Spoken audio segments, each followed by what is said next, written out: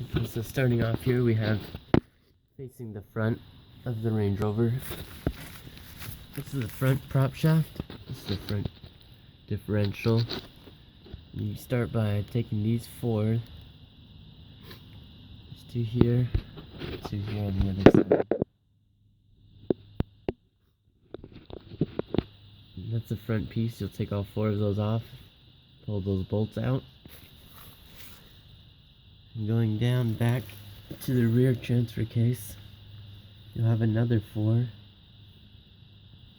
then two on the other side. You'll take those four out, you'll take the bolts off, and this whole shaft should pull right on out. Now when you do it, you can, if you lift up the front or rear, it will give you the spin space to be able to free it loose or anything that you need to do. I just got a new one, it's all nice and greased up.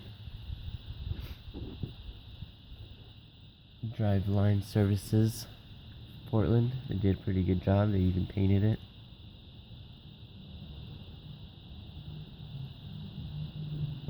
Looks nice.